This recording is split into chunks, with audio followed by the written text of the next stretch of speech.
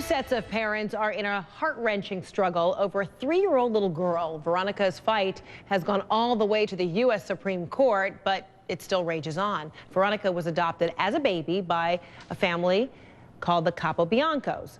But when she was 2, her biological father, who was a member of the Cherokee Nation, Dustin Brown, got custody under the Indian Child Welfare Act. Well, this summer, a U.S. Supreme Court ruling sided with the Capobiancos, but they still don't have Veronica back. And at a hearing on Friday, the two sides entered a mediation agreement, but that remains sealed. So we still don't know where Veronica will go. I'm joined now by attorneys Mo Ivory and Tanya Miller. Good to see both of you ladies. Good morning. Okay, so wait a minute. The U.S. Supreme Court stepped in, said the child belongs with the adoptive parents. However, those adoptive parents are still fighting in now a lower court. Mo, how can this be? Well, we're dealing with two sets of laws here, and the father, the biological father, invoked an Indian law that actually supersedes the state law.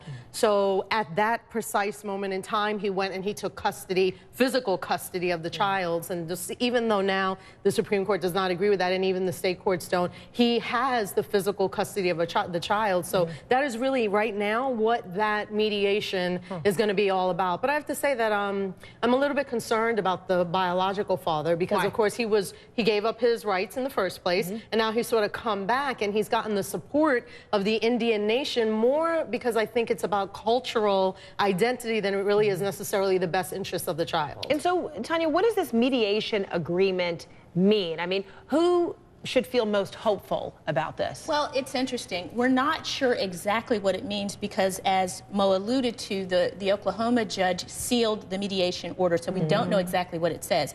There have been reports, however, that this father has gone to the Capobiancos and has proposed several shared custody arrangements. He has the child during the year, they have the child during the summer, etc. And the Capobiancos have rejected every single shared custody proposal that this father has made. Because somewhere along the line, there has to be some kind of, maybe a psychological evaluation of this little child. I mean, granted, 2 years with the Capobiancos, a year and some change with Mr. Brown, but it would seem as though someone would have to evaluate what's in the best interest of the child, the adjustment of the child. Is it too early to even make that kind of evaluation? No, but the Capobiancos, I really have more compassion, sort of. I mean, I have compassion for both, but their adoption went through. I can understand why they don't want to have a shared custody arrangement. If I adopt a child and I raise them for the first 2 years of their life, I'm not really ready to start. I don't know what the condition of the family is, the Indian family, how the child will be raised, if the father. I mean, this is a father who gave up all of his parental rights in the beginning. But at the same time, stuff happens. And sometimes people make a decision and they second guess themselves later. And you hear it all the time, perhaps a biological parent who thought they would give their child up for adoption and then they have a change of heart. And so why would that be disputed if the biological parent would say, you know what? I really do want to now care for my child. I made a decision a while back, but, you know, the child is blood, and I really would like to start over. Well, here's the thing, right? This analysis really has to not start with what the Capobiancos want and with what the father wants. It really has to start at this point in time with what is in the best interest of the child.